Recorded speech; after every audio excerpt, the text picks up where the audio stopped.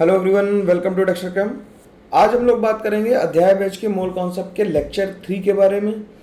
यार हम लोग कोर्स तेज़ी से ख़त्म करेंगे। ड्रॉपर्स और 12th वालों को बिल्कुल चिंता करने की ज़रूरत नहीं। बहुत परेशान है लोग कि सर अब ऐसे कमेंट कर रहे हैं कि ऑर्गेनिक यार वहाँ से कर लो, यहाँ से कर लो। ठीक है, तो जहाँ से मानो वहाँ से तुम कर सकते हो, लेकिन जीओसी के वीडियो पड़े हुए हैं, वहाँ से जाके पढ़ सकते हो जीओसी। और मैं प्रॉमिस कर रहा हूँ कि अगस्त के फर्स्ट वीक से हम लोग लगभग फर्स्ट वीक से ऑर्गेनिक शुरू कर देंगे, तो परेशान होने की बिल्कुल ज़रूरत नहीं। और मैंने कह दिया जब नवंबर तक ख़त्म होगा सब तो ख़त्म होगा, चाहे लेक्चर की लेंथ 2 घंटे की जगह 3 घंटे की हो, 1 घंटे की जगह 2 घंटे की हो, या लेक्चर 2 की जगह 4 देखने पड़े, लेकिन मैं ख़त्म जरूर करूँगा। और यार बहुत ज़्यादा पढ़ के भी ना होगा क्या कि तुम केवल केमिस्ट्री पढ़ पाओगे।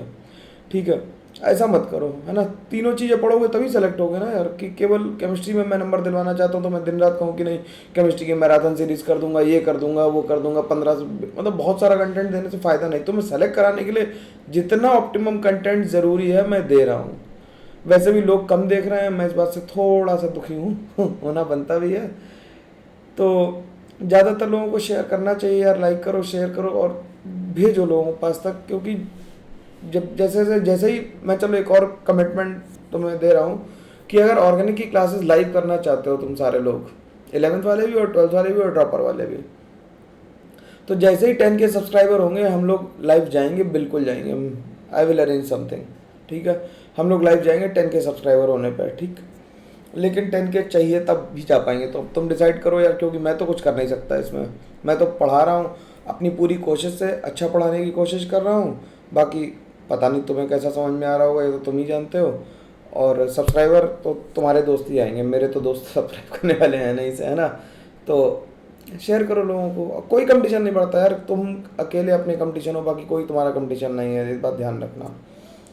चलो भाई, तो ये लेक्चर 3 के बारे में बात करेंगे। फिर से हम लोग एक बार रिपीट बोल देता हूँ कि नोट्स कहाँ से मिल जाएंगे। नोट्स तुम्हें texturecamp.in से मिल जाएंगे। वहाँ पे कोर्स में जाके मेन्यू बार पे जाके अपने बैच को सेलेक्ट करना है, कोर्स को सेलेक्ट करना है, और वहाँ से चैप्टर नेम को सेलेक्ट करके प्रॉब्लम शीट और लेक्चर शीट को डाउनलोड कर लेना है।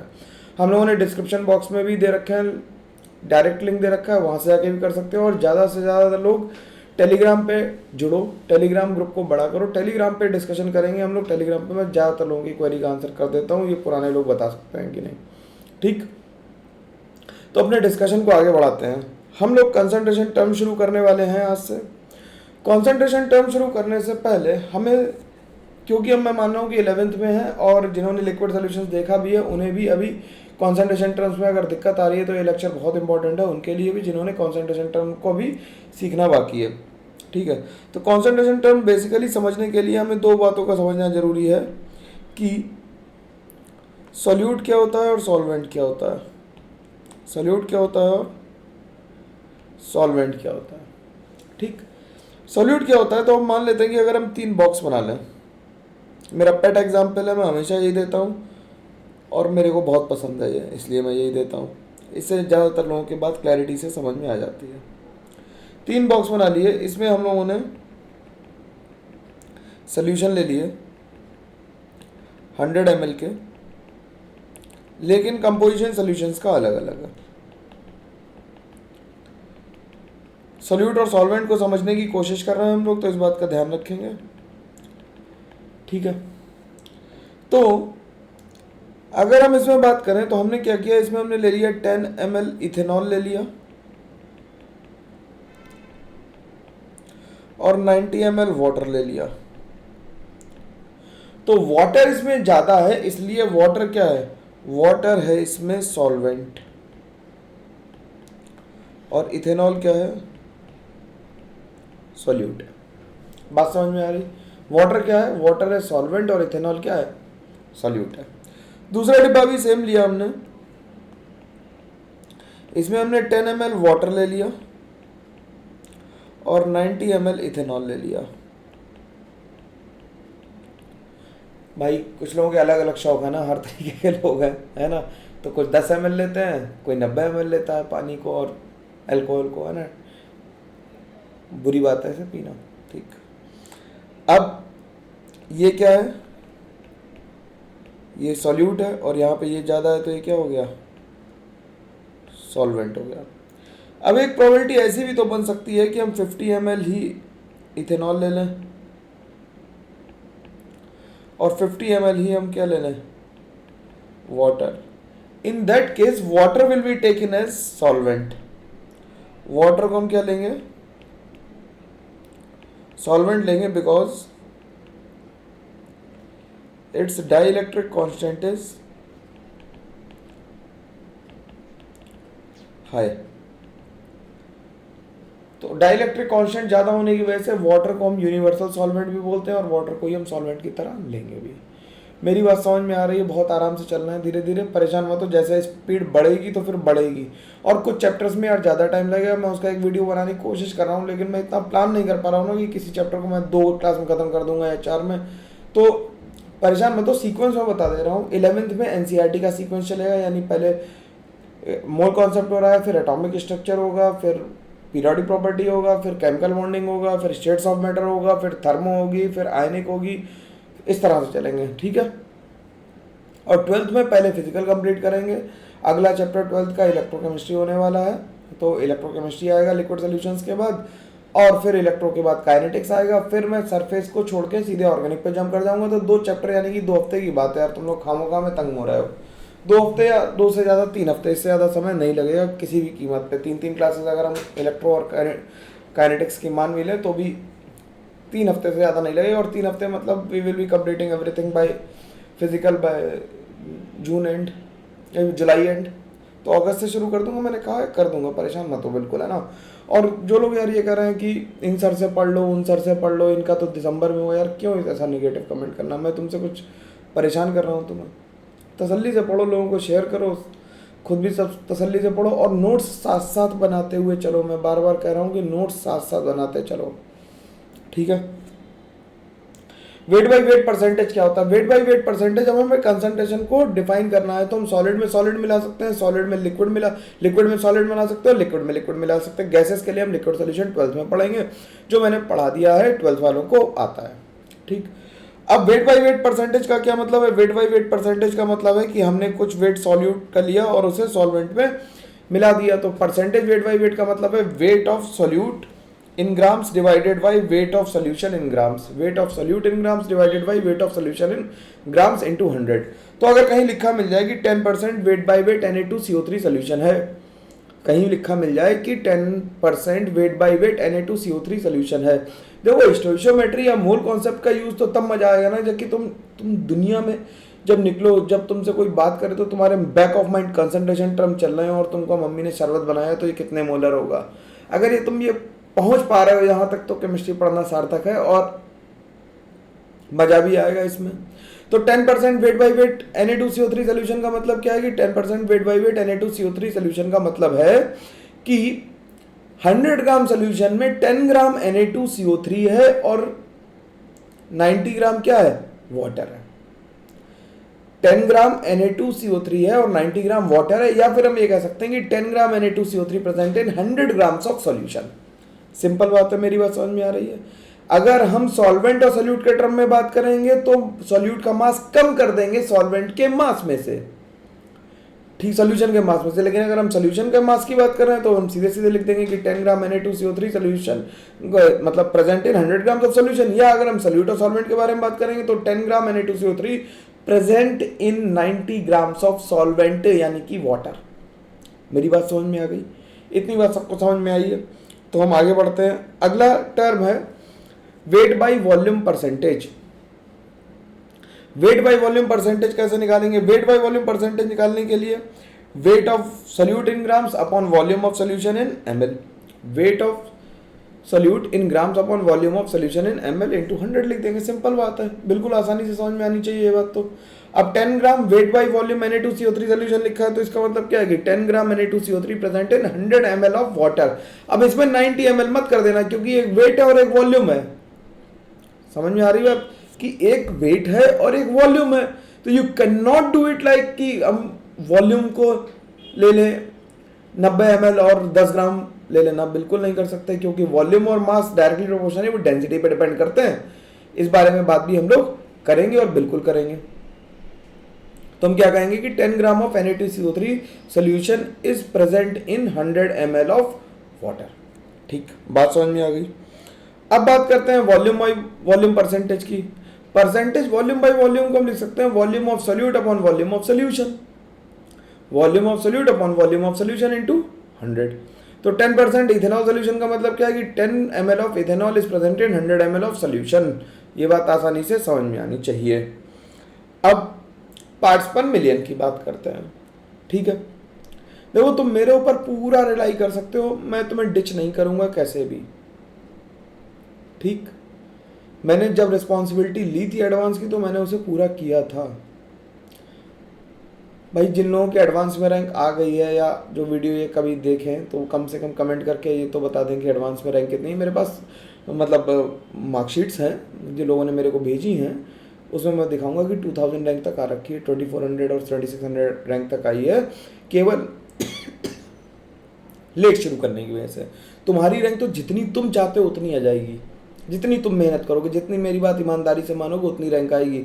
मेरी बात मानना ज़्यादा ज़रूरी है, समझ गए ना। मेरी बात मानो, ज़्यादा हौच पौच मत करो। यूट्यूब पे लोग बहुत हौच पौच करते हैं और हौच पौच करने से ही सिलेक्शन रुकता है केवल, ठीक। तुम्हें नहीं चैनल पसंद आ रहा, छोड़ो चैनल, किसी और चैनल पे जाके रुक जाओ जहाँ पे तुम्हें कंटेंट मिले, मज़ा ना आए कंटेंट मिले, जहाँ पे प्रेशर पड़े दिमाग में, वो असली कंटेंट है। जो तुम्हें डांट डांट के पढ़ा है वो तुम्हें पढ़ा रहा है, नाच नाच के पढ़ाई नहीं होती कभी भी, ठीक है। गुरुकुल में भी सजा मिलती थी पहले। तो अगर ध्यान रखना है तो भाई मतलब ढंग से रखो। अगर तुम ग्रेफाइट बनना चाहते हो, डायमंड बनना चाहते हो, तुम तय करो कि ग्रेफाइट और डायमंड दोनों ही क्या है, दोनों ही कार्बन है। लेकिन ग्रेफाइट ने कभी कोई प्रेशर नहीं लिया, कभी हीट फील नहीं की। लेकिन उसी ग्रेफाइट ने जब हीट और प्रेशर फील किया तो वो डायमंड हो गया।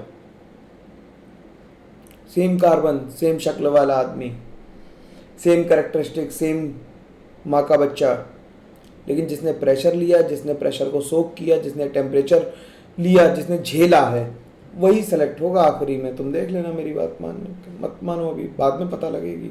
हम लोग तो यहीं हैं, मैं तो वीडियोस बनाते ही रहूँगा जब तक मेरे अंदर ताकत है। अब तो शुरू कर दिया तो बनाएंगे ही बनाएंगे यार। कम लोग देखेंगे तो कोई बात नहीं, कभी तो देखेंगे लोग, अभी नहीं कभी देखेंगे। चलो देखते हैं, कभी देखेंगे। तो पार्ट्स पर मिलियन को हम क्या कहते हैं कि when a solute is present in very small quantity, अगर बहुत कम क्वांटिटी में सोल्यूट प्रेजेंट है तो it is convenient to express the concentration in parts per million. तो हम कॉन्सेंट्रेशन को पार्ट्स पर मिलियन में एक्सप्रेस करेंगे, ठीक। It is the number of parts of solute present पर मिलियन पार्ट्स ऑफ सॉल्यूशन। पर मिलियन पार्ट्स ऑफ सॉल्यूशन में कितना सोल्यूट है उसे हम पीपीएम कहते हैं। जैसे तुमने वाटर की टीडीएस नापी होगी अपने फिल्टर की, तुम कहते हैं 120 टीडीएस आ रही है, 130 आ रही है, वो क्या आ रही है, पीपीएम में आती है, ठीक है। अरे भाई आरओ वाला फिल्टर तो देखा होगा ना, उसकी टीडीएस नाप के आज का हम लोग पानी पीते हैं, तो वो वही है टीडीएस, हम लोग पीपीएम में ही नापते हैं। पीपीएम क्या है, mass of solute component upon total mass of solution into 10⁻⁶। अब इसका एक छोटा सा चवन्नी भर का क्वेश्चन मैं करके दिखा देता हूं तुम्हें, जिससे तुम्हें लगे कि हाँ सवाल भी हम लोग लगाते हुए चल रहे हैं। वैसे जरूरत इसकी तो नहीं थी लेकिन फिर भी लगा देते हैं। कह रहा calculate the parts per million of SO2 gas in 250 ml of water density जिसकी 1 है, containing 5 × 10⁻⁴ grams of SO2 gas. तो सीधे पीपीएम का हम फॉर्मूला लगा लें। तो पीपीएम का formula will be equals to कितना मास है, mass of solute 10⁻⁻⁵ 5 × 10⁻⁵ in 1 million. Simple, 250 में इतना था तो 1 मिलियन में कितना होगा, सीधे लिख दिया। तो ये कितना आ जाएगा इनटू, अगर हम इसे सॉल्व कर दें तो ये आ जाएगा, यहाँ से कैंसिल कर दें, ये 2, ये कैंसिल कर दें 2, तो ये 200 आ जाएगा ऊपर। ये पावर है 2 है ना, यहाँ पे 2 लिख दो पावर, तो ये आ जाएगा कितना 200 ppm आ गया। सीधे सीधे आंसर आ जाएगा, कोई दिक्कत नहीं करने की। सॉल्व तो तुम अपने आप ही कर दोगे, मैं इसे छोड़ देता हूँ, ये कैंसिल ही हो जाएगा, ठीक। तो 10⁻² आ जाएगा, तो यहाँ पे 200 ppm डायरेक्ट आंसर आ जाएगा। किसी को कोई प्रॉब्लम इसमें होनी नहीं चाहिए जरा सी भी, कतई भी, है ना। बिल्कुल सरल सवाल था। अब यहाँ से बात थोड़ी सीरियस शुरू होगी, क्योंकि यहाँ से इम्पॉर्टेंट एक कॉन्सेंट्रेशन टर्म आ रहा है, खासकर 11th वालों के लिए। जो पहली बार ये टर्म देख रहे हैं उनके लिए ये बहुत कम्बरसम सा है। और एक बार कमेंट करके जरूर बताना कि टाइट्रेशंस पढ़ना चाहते हो अभी, क्या तैयार हो टाइट्रेशंस पढ़ने के लिए, इतना बर्दाश्त कर पाओगे टाइट्रेशन? अगर हाँ तो मैं टाइट्रेशन कराऊंगा। ठीक, मोलैरिटी की बात करते हैं। मोलैरिटी कैपिटल एम से रिप्रेजेंट करते हैं। It is the number of moles of solute that are dissolved in a given volume of solution. अब ये बताओ कि तुम में से कितने लोगों ने कमेंट करके बताना कि मोलैरिटी स्कूल में पढ़ा था, ट्यूशन में पढ़ा था, कोचिंग में पढ़ा था, कितने लोगों ने डिसॉल्व शब्द पे जोर दिया था? हम लोगों ने मोलैरिटी की डेफिनेशन याद कर ली थी, number of moles of solute upon volume of solution in litre. मेरी बात समझ में आ रही है कि तुमने क्या गड़बड़ कर दी? तुमने डिसॉल्व शब्द को छोड़ दिया। ये डिसॉल्व शब्द सारा खेल कर देता है। कैसे कर देता है, चलो इस बात को समझते हैं। हम लोग छोटे छोटे शब्दों को छोड़ते चलते हैं और उससे दिक्कतें आती है। अब डिसॉल्व शब्द ने क्या खेल किया होगा ये बात बताते हैं तुम्हें। अगर हम पानी में पत्थर डाल दें तो पत्थर का कुछ मास तो होगा, कुछ मोल्स भी होंगे। वो पत्थर पानी में डिसॉल्व नहीं हो रहा है तो उसकी मोलैरिटी बिल्कुल नहीं आएगी, ध्यान रखना। मोलैरिटी तभी आएगी जब सॉल्यूट डिसॉल्व होगा। अगर सॉल्यूट डिसॉल्व नहीं हुआ तो मोलैरिटी नहीं आएगी। मेरी बात समझ में आ रही है? हम लोग केवल उन्हीं चीज़ों के लिए मोलैरिटी डिफाइन करते हैं जो डिसॉल्व हो जाते हैं पानी में। जो डिसॉल्व नहीं हो उनकी मोलैरिटी लिखने का कोई औचित्य नहीं बनता, कोई सेंस नहीं बनता। समझ रहे हो ना भाई साहब? तो डिसॉल्व शब्द की वैल्यू बहुत है। जो डिसॉल्व नहीं हुआ वो मोलैरिटी में कंट्रीब्यूट नहीं करेगा, इस बात का हम ध्यान रखेंगे। अब मोलैरिटी को क्या लिखा? Number of moles of solute dissolved. मैं हमेशा ध्यान रखो पूरी बात लिखता हूं तो डिसॉल्व्ड को मैंने फोकस करके लिखा है यहाँ पे, ठीक है? नहीं तो number of moles of solute लिखना तो मेरे लिए भी आसान काम था। तो आगे से मोलैरिटी की डेफिनेशन अपने दोस्तों से पूछना कि क्या बताते हैं, और जब वो कहें कि number of moles of solute upon volume of solution in litre is molarity, तो पत्थर वाला एग्जांपल ठोंक देना सीधा। ठीक, देखना क्या होता। मतलब ये तो बिल्कुल बैल बुद्धि वाले काम है ना कि डिसॉल्व बोलो ही मत। ठीक, तो m क्या हो गया? Number of moles of solute dissolve divided by volume of solution in ml into 1000 कर देंगे। ml में लिया इनटू 1000 कर देंगे। अब चिन्नी चिन्नी से सवाल है, एक सवाल मैं लगा के दिखा दे रहा हूँ। ये 11th वालों के लिए लगा रहा हूँ, 12th वालों के लिए नहीं लगा रहा हूँ, है ना? 12th वाले तो क्वेश्चन देख के पॉज करें और अपने आप फटाफट आंसर निकाल के मिला लें, फिर आगे बढ़ जाएं। Calculate the molarity of a solution containing 20 grams of NaOH in 5 liters of water. तो मोल्स ऑफ NaOH कितने आ गए? 20 upon molar mass of NaOH। यहाँ चुपके से मोलर मास ऑफ NaOH निकाल लो। That will be 23 plus 1 plus 16 यानी कि 40। तो ये आ गया 20/40 यानी 0.5 आ गया। मोल्स आ गया NaOH के। तो मोलैरिटी कितनी आएगी? Molarity will be equals to number of moles of solute dissolve divided by volume in litres. तो 0.1 मोलर आ गया। कैपिटल M का मतलब मोलर। मोल्स पर लीटर लिखें या फिर इसे लिखें मोलर। ठीक, सिंपल सवाल, आसानी से लग गया। तो कुछ क्वेश्चन घर के लिए, प्रैक्टिस के लिए, ये तुम घर से लगा लोगे। इसमें मोलर मास तुम्हें चाहिए होगा फॉस्फोरस का 31 होता है, सल्फर का 32 होता है और कार्बन का 12 होता है। ये तो हम सब जानते हैं। ये मैंने मोलर मास लिख दिया, ये आंसर्स नहीं है। और आंसर्स इसके सब लोग हमें कमेंट करके जरूर बताएंगे, जितने लोग देख रहे हैं, नहीं तो नहीं माना जाएगा कि आपने देखा। ठीक है, वीडियो पूरा देखने से ही फायदा होगा, नहीं तो कोई फायदा नहीं होगा। तुम ये बात भूल जाओ कि तुम तेज हो पढ़ने में और तुम्हें ये आता है। अगर आता होता तो ड्रॉपर, कम से कम इसे ड्रॉपर नहीं कहते। ठीक है, अब मोलैरिटी ऑफ मिक्सचर्स कैसे निकालेंगे? तुम्हारे लिए स्पेस छोड़ दिया है, स्पेस में क्वेश्चन को सॉल्व करेंगे। नहीं आएगा कमेंट करेंगे, फिर मैं जो भी नेक्स्ट क्लास होगी या फिर उसका सोल्यूशन मैं तुम्हें टेलीग्राम ग्रुप पे दे दूंगा। ठीक है, मोलैरिटी ऑफ मिक्सचर क्या है? Molarity of mixture of acids अगर हम निकालें तो एसिड्स की क्या होती है? बेसिसिटी होती है। एसिड्स की क्या होती है? बेसिसिटी होती है।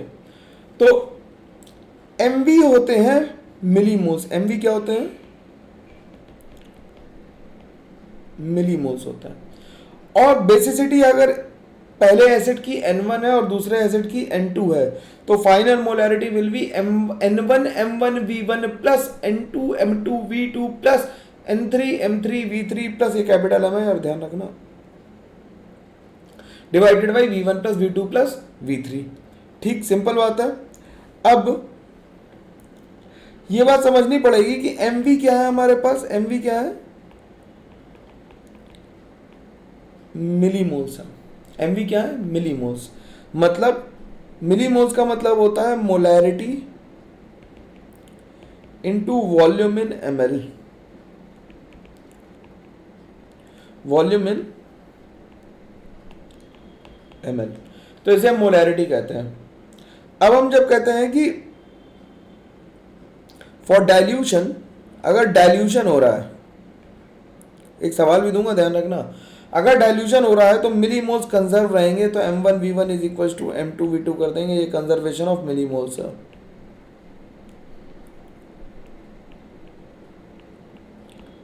कंजर्वेशन ऑफ मिलीमोल्स है। इतनी बात समझ में आ गई कि अगर डाइल्यूशन हो रहा है तो MV हमेशा फिक्स रहेंगे। ठीक, जैसे अगर हम एक छोटा सा सवाल लिख लें, सिंपल सा, कि calculate the final molarity of a solution obtained by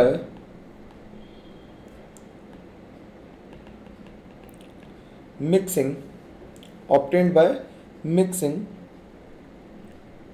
0.5 molar 50 ml of HCl and 0.25 molar 50 ml, या इसे 1 मोलर ले लेते हैं, आसान हो जाएगी calculation, 1 molar 1.0 molar 50 ml of HCl।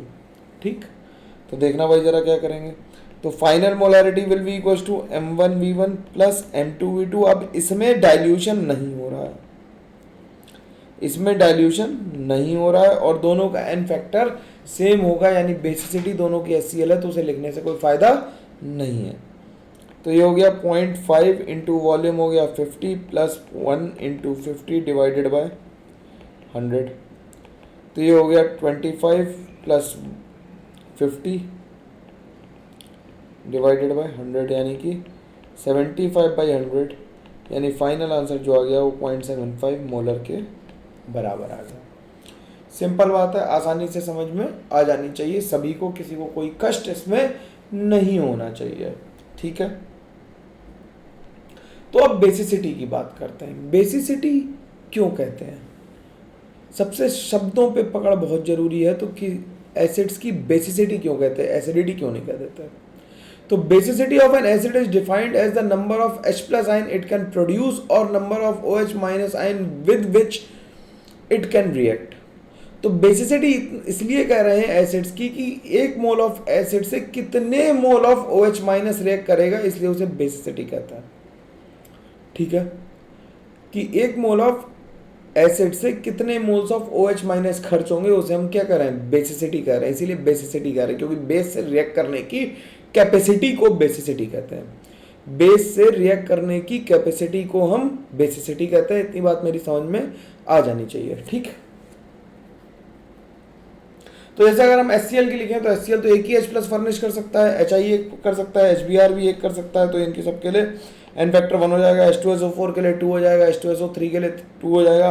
ध्यान रखने वाली बात यह है कि H3PO4 के लिए 3 होगा, H3PO3 के लिए 2 होगा, H3PO2 के लिए 1 होगा।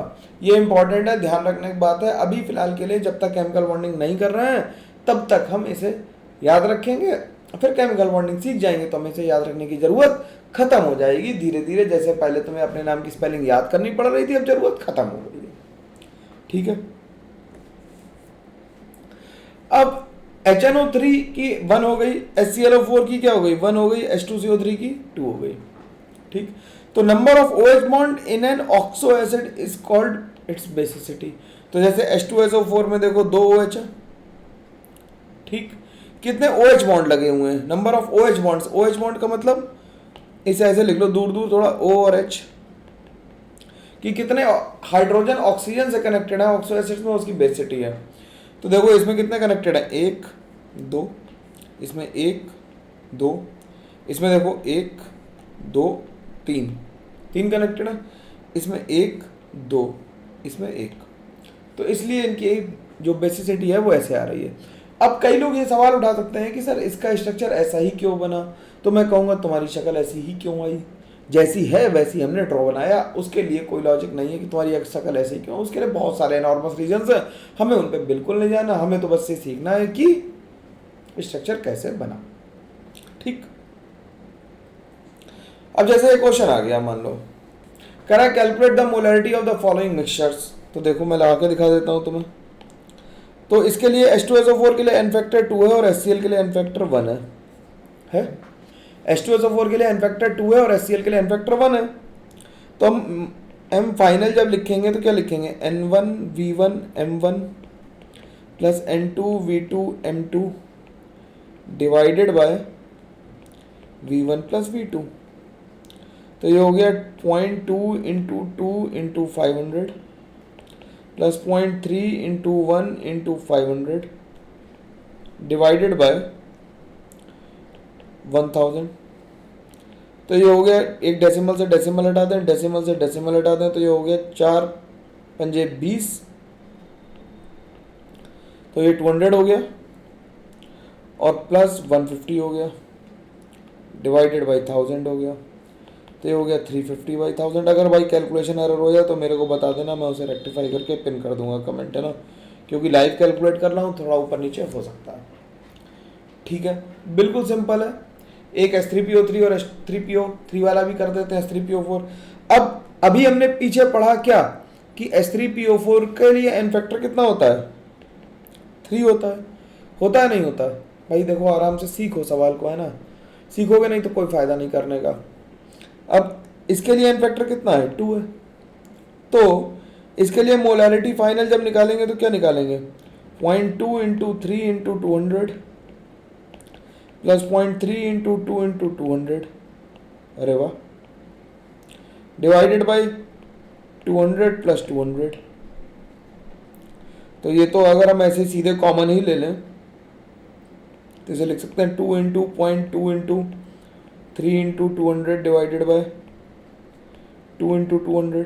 देखो मैंने कैलकुलेशन को इजी बना दिया, है ना, सबको ऐड कर दिया, मल्टीप्लाई करने की जगह क्या कि सबको ऐड करके 2 इंटू लिख दिया। अब देखो 200 से 200 कैंसिल हो गया, 2 से 2 कैंसिल हो गया, तो आंसर 0.6 आ गया। देखो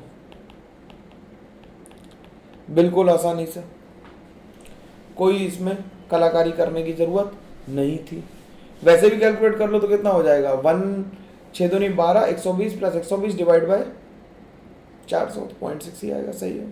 अगला क्वेश्चन होमवर्क के लिए है, मैं उम्मीद करता हूँ सब लोग लगाएंगे और मेरी उम्मीदों पे तुम लोग खरे उतरते हो। जो लोग पढ़ रहे हैं अच्छे से वो तो पढ़ ही रहे हैं। ठीक, ये भी अगला क्वेश्चन होमवर्क के लिए, कुछ कुछ होमवर्क देता जाऊंगा और शीट भाई लगाना शुरू करो। इसमें 3 है तो 3 वाले भी बिल्कुल वैसे लगेंगे, M1 V1 N1 plus M2 V2 N2 plus M3 V3 N3 plus divided by M1 V1 plus V2 plus V3। Simple है, आसानी से आंसर आ जाएगा। और 4 होंगे तो बहुत मजा आएगा। तो ये सारे सवाल आपको घर से लगाने हैं, ठीक है। ये साथ साथ नोट्स के साथ प्रैक्टिस करने हैं, नोट्स में इन सवालों को करना भी है, ठीक है। अब बात करते हैं molarity of acid plus base mixtures. Basically जब एसिड और बेस को मिलाते हैं तो हम टाइट्रेशंस कर रहे होते हैं, ठीक है। टाइट्रेशंस अगर तुम पढ़ना चाहते हो, मेंटली प्रिपेयर हो, मुश्किल होते हैं थोड़े, तो मेरे को कमेंट करके बताना, टाइट्रेशंस की एक क्लास टाइट्रेशन की भी लग जाएगी, ठीक है। और गारंटी है सिखा दूंगा टाइट्रेशन, बिना इफ बट के गारंटी से टाइट्रेशन हम लोग सीख जाएंगे, कोई दिक्कत कहीं से कहीं तक नहीं आने वाली। मोलैरिटी फाइनल किसके बराबर हो जाएगी, M1 N1 V1 minus M2 N2 V2 divided by V1 plus V2। अब एसिडिटी क्या होती है, acidity is the number of OH minus ion produced by base, या H प्लस से कंबाइन करने की कैपेसिटी। तो OH माइनस आयन NaOH कितने प्रोड्यूस करेगा, 1 कैल्शियम हाइड्रोक्साइड, 2 कैल्शियम हाइड्रोक्साइड का नाम lime water, aluminium hydroxide 3 MgOH2, इसे कहते हैं मिल्क ऑफ मैग्नीशिया। ये सबको पता था क्या, पता था तो बताना मेरे को कि हाँ सर मेरे को पता था। और बेरियम हाइड्रोक्साइड का नाम बराइटा वाटर होता है, ये कितनों को पता था ये बताना मेरे को। ऊपर वाले दो तो पता होता है ना। चलो भाई, ये बात समझ में आ गई। अब हम सीधे सवाल लगा लेते हैं। कह रहा है calculate the molarity of a solution mixture and also report the acidic, it is acidic और बेसिक सोल्यूशन। ठीक, अब पहला क्वेश्चन देखते हैं। 0.2 मोलर HCl 500 ml में प्लस 0.5 मोलर NaOH 500 ml मिला दिया गया, तो हमें फाइनल मोलैरिटी निकालनी है। मैं कलर चेंज कर लेता हूं, तो मॉड लगा लेंगे। मॉड इसलिए लगाएंगे क्योंकि कॉन्सेंट्रेशन हमेशा पॉजिटिव होनी चाहिए। तो 0.2 into 1 into 500 minus 0.5 into 1 into 500 divided by 1000। तो ये कितना आ गया, यहाँ से डेसिमल हटाया, यहाँ से डेसिमल हटाया, ये हो गया 5 टू 10, ये हो गया 100 माइनस 250 डिवाइडेड बाई 1000। तो इसका आंसर आ गया 150 बाय 1000 और ये हो गया 0.15 मोलर। और सोल्यूशन कैसा हो गया, बेसिक, क्योंकि बेस के मिलीमोल्स ज़्यादा थे, बेस का कॉन्सेंट्रेशन ज़्यादा था, इसलिए सोल्यूशन कैसा हो गया, बेसिक हो गया। ठीक, सोल्यूशन कैसा हो गया, बेसिक हो गया। ठीक, अब अगला क्वेश्चन मैं एक और कर देता हूँ, बाकी तुम घर से करोगे, ठीक है ना। समझ रहे हो मेरी बात यार, मैं सिखाने पे जोर देना चाहता हूँ। मैं चाहता हूँ तुम सीख जाओ, तुम डेवलप हो जाओ, तुम अच्छा करो, तुम पास हो जाओ, और थोड़े से मेरी मदद करो, इसलिए क्योंकि मेरे को मोटिवेशन तब मिलेगा जब 100 लोग देख रहे वीडियो। मैं क्या बनाऊँ वीडियो, ठीक है, लेकिन फिर भी जो 100 देख रहे हैं उनके लिए बनाऊंगा यार। अब तुम शुरू कर दिया, पीछे नहीं हटने का मैं यहाँ से। तो 0.2 मोलर H2SO4 200 ml और 0.1 मोलर HNO3 300 ml है। 0.2 मोलर NaOH 200 ml है और 0.01 मोलर कैल्शियम हाइड्रोक्साइड 300 ml है। तो इसके लिए एन फैक्टर कितना है, 2, इसके लिए 1, इसके लिए 1 और इसके लिए 2। ठीक, तो मोलैरिटी फाइनल लिख रहे हैं। अब एसिड्स को एक साथ लिख लेते हैं, बेस को एक साथ लिखेंगे। तो 0.2 इंटू 2 इंटू 200 प्लस, ये एसिड्स लिख रहे हैं, 0.1 into 1 into 300 minus 0.2 into 1 into 200 plus 0.1 into 2 into 300 divided by, जो वॉल्यूम आया वो कितना आया, 200 प्लस 200 300 प्लस 200 प्लस 300, यानी ये तो 1000 हो गया। तो ऊपर देखो, एक डेसिमल से एक डेसिमल गया, एक डेसिमल से एक डेसिमल गया, एक डेसिमल से एक जीरो गया, एक डेसिमल से एक जीरो गया।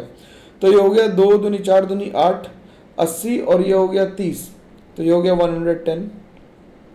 ठीक, कैलकुलेशन देखना।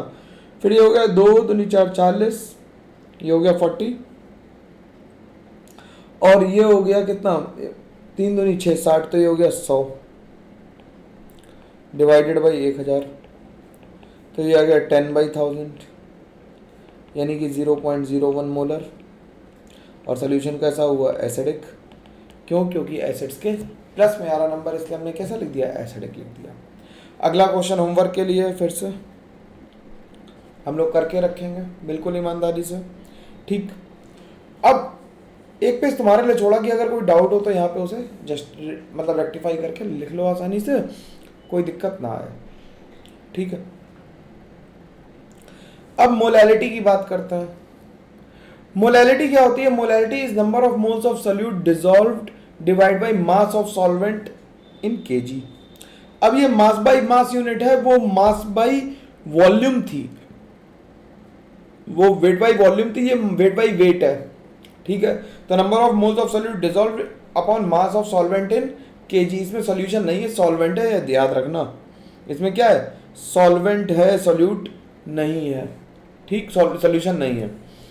अब ये क्या कह रहा है, क्वेश्चन कह रहा है calculate the molality of a solution containing 171 grams of sucrose in 2 kg of water.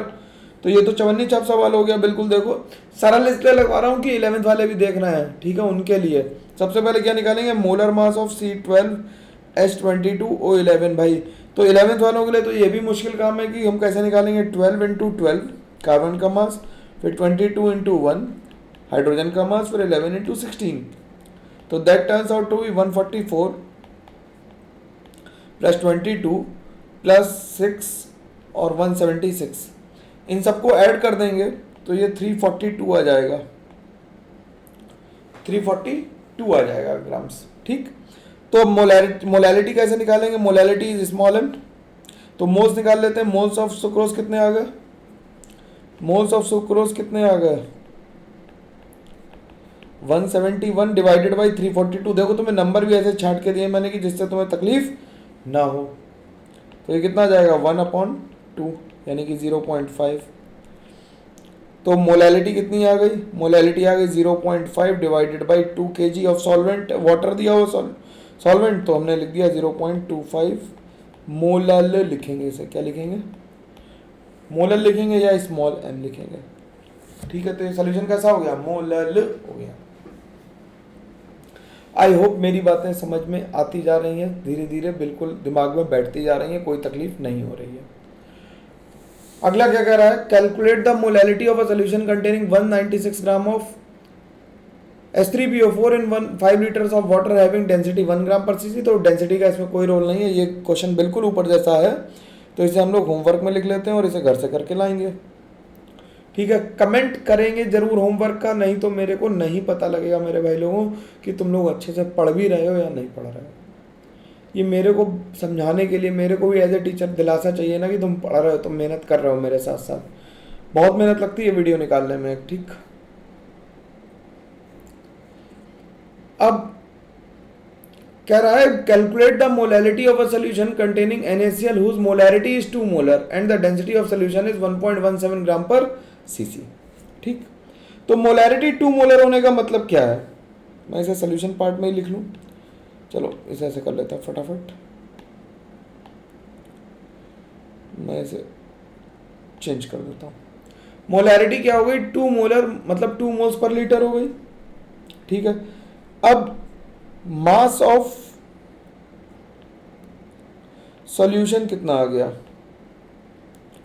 Solution of 1 litre will be 1.17 into 1000 ग्राम पर सीसी में दी थी, तो हमने इसे डेंसिटी से मल्टीप्लाई करके क्या निकाल लिया, मास निकाल लिया, तो 1170 ग्राम्स आ गया। मास ऑफ सॉल्यूट कितना है, ये तो सॉल्यूशन का मास है, मास ऑफ सॉल्यूट कितना है, सॉल्यूट है 2 मोल्स इंटू मोलर मास 58.5, 58.5 किया तो ये 117 आ गया, 117 ग्राम्स आ गए किसके, सॉल्यूट के आ गए। तो मास ऑफ सॉल्वेंट कितना आ गया, मास ऑफ सॉल्वेंट आ गया 1170 माइनस 117। ये भाई इतनी कैलकुलेशन तो सही सही करोगे ही, तो ये आ गया 3, 6 में से 1 गया 5 और ये 10 में से 1053 ग्राम्स आ गया, सही कर रहा हूँ मैं कैलकुलेशन, 1053 ग्राम्स आ गया किसका, सॉल्वेंट का मास। तो मोलैलिटी कितनी आ गई, molality is number of moles of solute dissolve divided by mass of solvent. देखो हमने कितनी खूबसूरती से निकाला mass of solvent in KG, और कोई भी गंदे गंदे फॉर्मूले याद रखने की जरूरत नहीं है, इन ग्राम्स लिख लें अगर तो इन 2000 कर देंगे, कोई भी गंदा बड़ा फॉर्मूला रटने की जरूरत ही नहीं, मेरे को तो फॉर्मूले याद ही नहीं होते, मैं तो ट्रिक, इसीलिए तो मैं फेमस नहीं हो रहा हूँ कि मेरे को जुगाड़ नहीं आती यार, किसी भी चीज़ की कंसेप्ट आता है और वो एडवांस में कंसेप्ट से ही सवाल लगता है, जुगाड़ सवाल लगता ही नहीं है, कोशिश करके देख लेना एडवांस के सवाल उठा के। तो मोल्स कितने आ गए, 2 डिवाइडेड बाई 1053 इंटू 1000। अब इस ये कैलकुलेशन मैं मान लूँ कि तुम कर लोगे,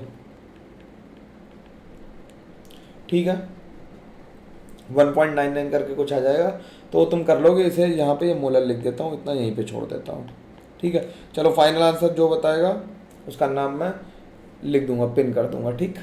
चलो आगे बात करते हैं। अब बात करते हैं नॉर्मेलिटी की। सबसे कठिन चीज़ नॉर्मेलिटी है, एनसीईआरटी में गिवन नहीं है एक तो, और नॉर्मेलिटी एब्सोल्यूट यूनिट है, बाकी सारी एब्सोल्यूट यूनिट्स नहीं थी, ठीक। तो नॉर्मेलिटी की बात करनी है हमें। नॉर्मेलिटी की बात कैसे की जाए? It is the number of gram equivalents of solute dissolve in 1 litre of solution. It is the number of gram equivalents. वो ग्राम इक्विवेलेंट्स को अलग कलर से लिखा है स्पेसिफाई करने के लिए कि कुछ खास बात होने वाली है। It is the number of gram equivalents of solute dissolve in 1 litre of solution. तो n की वैल्यू कितनी आ गई? नॉर्मेलिटी को n से रिप्रेजेंट करेंगे, n is number of gram equivalents of solute divided by volume of solution. तो अब समस्या ये है कि हमें वॉल्यूम ऑफ सोल्यूशन तो पता है, हमें पता क्या है, हमें वॉल्यूम ऑफ सोल्यूशन तो पता है, लेकिन हमें नंबर ऑफ ग्राम इक्विवेलेंट्स नहीं पता। भाई मास जैसा तो है नहीं, मोल्स जैसा तो है नहीं, नंबर ऑफ ग्राम इक्विवेलेंट्स तो पहली बार देख रहे हैं। ध्यान से सुनना 12th वालों, इसी में गड़बड़ होती है सबसे। मैं कह रहा हूं ना इसी में होती, तो मतलब होती है इसमें। मतलब 10-12 साल से पढ़ा रहा हूँ यार इंडस्ट्री में, और वैसे तो 16-17 साल हो गए पढ़ाते पढ़ाते, तो मेरे को पता है कि क्या गड़बड़ कर सकते हैं लोग, है ना। तो नंबर ऑफ ग्राम इक्विवेलेंट्स हमने लिख लिया। नंबर ऑफ ग्राम इक्विवेलेंट्स क्या है? Given weight in grams divided by equivalent weight. Given weight in grams upon equivalent wait. अब हमें गिवन वेट इन ग्राम्स तो पता होगा, लेकिन इक्विवेलेंट वेट हमें नहीं पता। अरे अजीब समस्या यार, ऊपर कुछ आ रहा फिर नीचे कुछ एक और नया टर्म आ जा रहा। ठीक है, तो हमने इक्विवेलेंट वेट को डिफाइन कर लिया।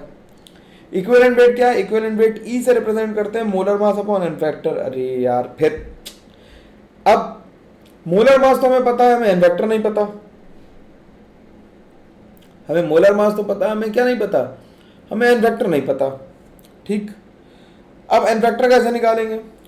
It is that mass of a substance which combines और react with 8 grams of oxygen और 1 ग्राम ऑफ हाइड्रोजन और 35.5 ग्राम्स ऑफ क्लोरीन और 108 ग्राम्स ऑफ सिल्वर। सिंपल, कि वो मास जो इन मासेस से कंबाइन करता है उसे हम किसी भी एलिमेंट का इक्विवेलेंट मास कह सकते हैं। मेरी बात समझ में आ रही है?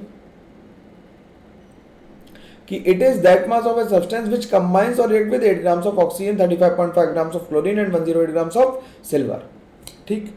अब हमें हर बार सवाल ऐसे तो आएगा नहीं, कई बार हमें देख के ही बताना पड़ेगा एन फैक्टर कितना है। तो method for calculating n factor की बात कर लेते हैं। N factor in case of element क्या होगा? It is equal to the valency of the element. Valency हमेशा, क्योंकि एन फैक्टर हम कंसेंट्रेशन में यूज करने जा रहे हैं, इसलिए हमेशा पॉजिटिव ही लिखेंगे, नेगेटिव कभी भी नहीं लिखेंगे। नेगेटिव कभी भी नहीं लिखेंगे, पॉजिटिव ही लिखेंगे। तो it is equal to the valency of the element. जैसे सोडियम की 1 हो गई, मैग्नीशियम की 2 हो गई, एल्यूमिनियम की 3 हो गई, क्लोरीन की 1 हो गई, ऑक्सीजन की 2 हो गई, नाइट्रोजन की 3 हो गई। N factor in case of cations और anions, it is equal to the net charge on cation और एनाइन। कैटाइन और एनाइन के नेट चार्ज के बराबर है क्या? एन फैक्टर, ठीक। कैटाइंस और एनाइन में तो Na प्लस पे कितना चार्ज है? 1। कैल्शियम 2 प्लस पे कितना चार्ज है? 2। एल्यूमिनियम 3 प्लस पे कितना है? 3। SO4 2 माइनस पे कितना है? 2। CO3 2 माइनस पे कितना है? 2। NO3 माइनस पे कितना है? 1। Cl माइनस पे कितना है? 1। PO3 3 माइनस पे कितना है? 3। तो सिंपल है, आसानी से निकाल रहे। सबको समझ में आ रही मेरी बात? अब n factor in case of neutral compounds. Neutral compounds के केस में एन फैक्टर कैसे निकालेंगे? It is equal to either net positive charge और कैटाइनिक चार्ज और नेट एनायनिक चार्ज यानी नेगेटिव चार्ज। नेट पॉजिटिव या नेट नेगेटिव चार्ज के बराबर है उसे हम कहेंगे क्या? एन फैक्टर कहेंगे। जैसे NaCl में अगर ध्यान से देखो तो नेट पॉजिटिव चार्ज Na का कितना है? +1, और Cl का कितना है? -1। तो नेट पॉजिटिव और नेट नेगेटिव कोई भी ले सकते हैं, तो इसका एन फैक्टर 1 आ गया। कैल्शियम सल्फेट में कितना आ जाए? कैल्शियम सल्फेट में कैल्शियम पे कितना है? +2, और सल्फेट पे -2, 2 लिख दिया। Na2SO4 में कितना है? 2। SO4 2 माइनस में कितना है? -2, तो 2 लिख दिया। एल्यूमिनियम में कितना है? +3, और 2 एल्यूमिनियम है इसलिए +6। कैल्शियम पे कितना है? +2, और कितने कैल्शियम है? 3, +6 हो गया। ठीक है, सिंपल है बहुत भाई। N factor in case of acids it is equal to the basicity of the acid, तो HCl के लिए 1 हो गई, H2SO4 के लिए 2 हो गई, HNO3 के लिए 1 हो गई, H3PO4 के लिए 3 हो गई, H3PO3 के लिए 2 हो गई, H3PO2 के लिए 1 हो गई और एसिटिक एसिड के लिए 1 हो गई। तो सिंपल बात है, जितना हम लोगों ने अभी एसिडिटी करा था वही लिख रहे हैं। और बेसिस के लिए क्या हो जाएगी, in case of base it is equal to the acidity of the base, तो फिर ये सिंपल हो जाएगा। NaOH के लिए 1 हो जाएगी, कैल्शियम हाइड्रोक्साइड के लिए 2 हो जाएगी, MgOH होल ट्राइस के लिए 2 हो जाएगी, AlOH होल ट्राइस के लिए 3 हो जाएगी और KOH के लिए 1 हो जाएगी। ठीक, अब ये क्वेश्चन आया एक छोटा सा था, इस क्वेश्चन को करने की कोशिश करते हैं। देखो भाई क्या करेंगे, calculate the normality of a solution containing 49 grams of H2SO4 in 2 litres of water. तो मोलर मास ऑफ H2SO4 निकाल लेंगे पहले।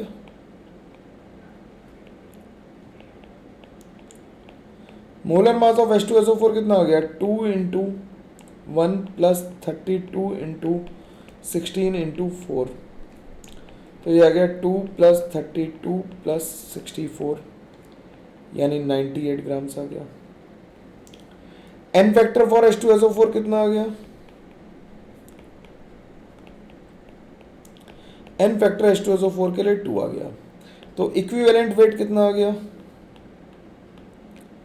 तसल्ली से लगा रहे हैं, देखो भाई ध्यान से, इक्विवेलेंट वेट ऑफ H2SO4 कितना आ गया, molar mass upon N factor, molar mass upon N factor तो आ गया 49 लिखना था। ठीक, अब नंबर ऑफ ग्राम इक्विवेलेंट्स कितने आ गए, रिवर्स हम लोग चल रहे हैं नीचे से ऊपर की तरफ, number of gram equivalents of H2SO4 कितने आ गए,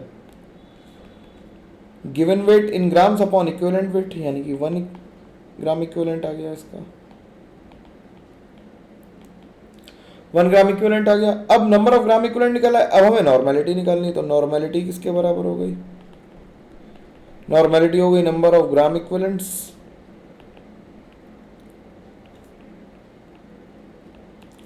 divided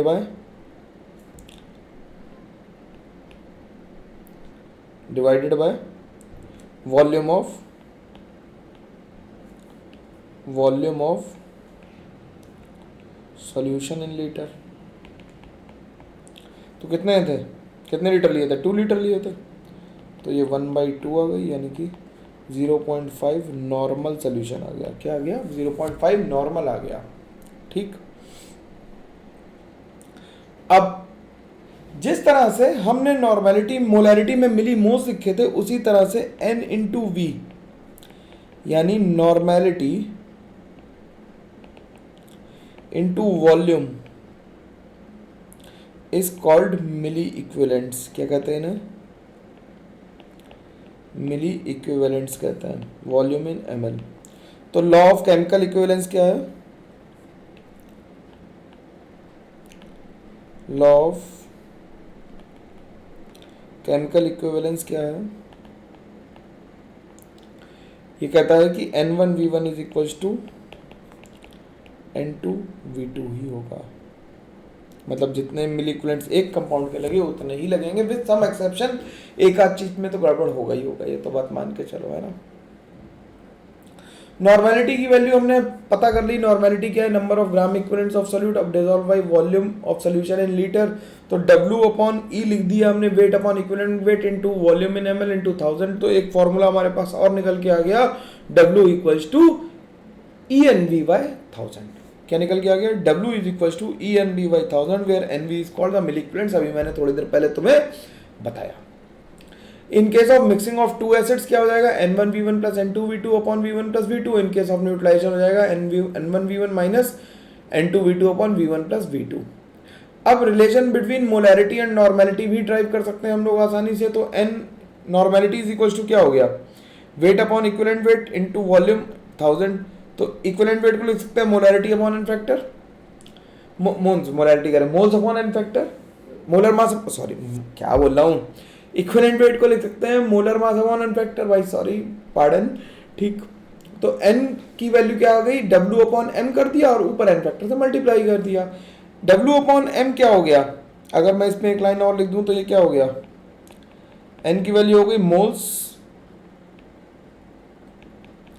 into 1000 upon volume in ml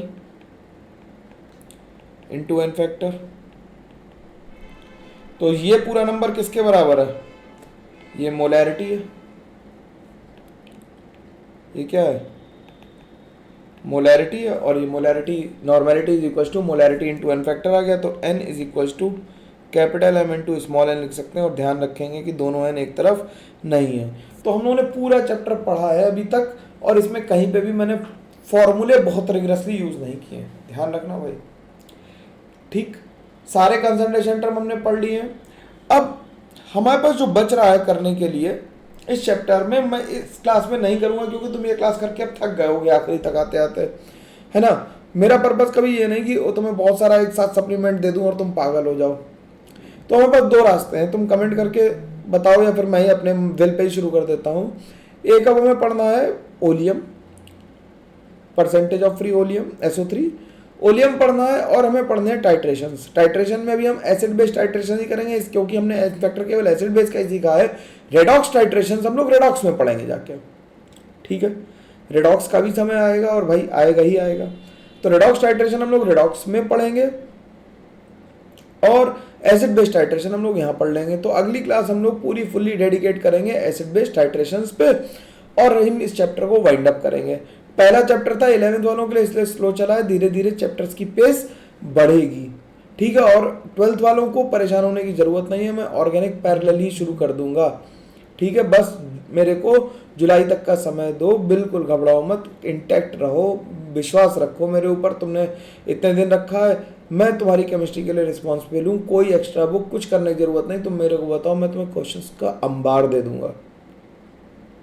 एक एक टॉपिक पे 500 क्वेश्चन दे सकता हूँ, 1000 क्वेश्चन दे सकता हूँ, उसकी कोई दिक्कत नहीं है, ठीक है। तो बढ़िया से पढ़ाई करते रहो, लोगों तक पहुँचाते रहो। और जो सवाल कमेंट में आया है यार कि एक सवाल नहीं लग रहा है, वो CL2 वाला वो मैं लगा दूंगा अगली क्लास में, बिल्कुल उसके लिए परेशान मत हो, ठीक है। तो उसी सवाल से शुरू करेंगे इनफैक्ट, और हम लोग कोर्स को बहुत आराम से ख़त्म करेंगे। बस कंटेंट को पूरा फॉलो करो, नोट्स को लिख के करो, है ना भाई, ये रिक्वायरमेंट है वो यही है, ठीक है। चलो फिर मिलते हैं हम लोग, तब तक के लिए thank you very much, good night, या गुड बाय कहूँ, नाइट में रिकॉर्ड कर रहा हूँ तो गुड नाइट कर दिया। चलो भाई, ध्यान रखना अपना, अच्छे से पढ़ाई करना, लोगों तक भेजो, लाइक करो, सब्सक्राइब करो, और यार बहुत सारे लोगों तक पहुँचाओ वीडियो को। 10K सब्सक्राइबर पे I promise I will go live, ठीक है। Thank you very much, bye bye.